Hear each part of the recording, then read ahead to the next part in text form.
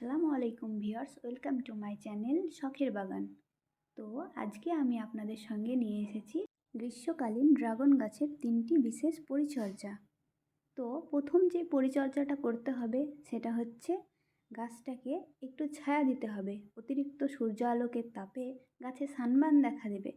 তাই বন্ধুরা, আপনাদের গাছগুলোকে আপনারা সুতি কাপড়, কোনো ওড়না, চাদর, বস্তা, পলিথিন প্যাকেট দিয়ে ছায়া করে দেবেন বা ঢেকে দিতে পারেন।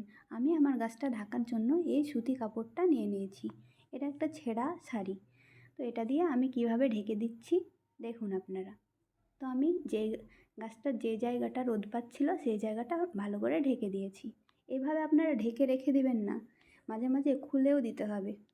তারপর বন্ধুরা, 2 নম্বর যে পরিচর্যাটা করতে হবে সেটা হচ্ছে গাছগুলোতে মালচিং করে দিতে হবে। তো মালচিং করার জন্য আমি এখানে নিয়ে নিয়েছি সজনে গাছের কিছু ফুল পাতা, আগে থেকে আমি রেখে দিয়েছিলাম মালচিং করার জন্য। তো আপনারা খড় কিংবা লতা পাতা বা কোনো গাছের পাতা দিয়েও মালচিং করতে পারেন। এই গাছগুলোতে আমার মালচিং করা আছে বলে এই গাছগুলোতে আমি করছি না, পরে করে দেব। আর এখন করলে ভিডিওটা অনেক লম্বা হয়ে যাবে, তখন আপনারা দেখবেন না। তো মালচিং করার কারণ হচ্ছে যে গাছের গোড়ার মাটিটা খুবই শক্ত বা ফেটে না যায় বা অতিরিক্ত গরম না হয়ে যায়, সেই জন্য মালচিং করে দেবেন। বড় গাছেও মালচিং করবেন, আবার আপনারা ছোট গাছেও মালচিং করে দেবেন। দেখুন আমি কিভাবে করেছি।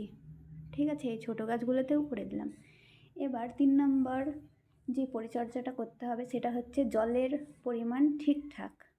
জল বেশি দিলে গাছের কিন্তু ক্ষতি হবে। তো এই সময় আপনারা আপনাদের গাছে অতিরিক্ত জল একদমই দেবেন না। বিকেলবেলায় বা সন্ধ্যার দিকে জল দেবেন। তো আমি আমার গাছের জন্য এখানে 1 বালতি জল নিয়ে নিয়েছি। তো জলটা কিভাবে দিচ্ছি দেখুন।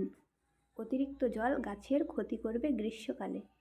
ঠিক আছে, তো অল্প করে জল নেবেন আর হালকা হালকা মাটিটা ভিজিয়ে আপনারা জলটা গাছে দেবেন।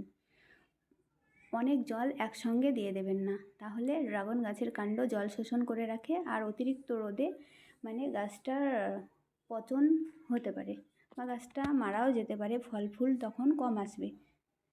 তো আমি যেভাবে জল দিচ্ছি এভাবে আপনারাও জল দিয়ে দেবেন।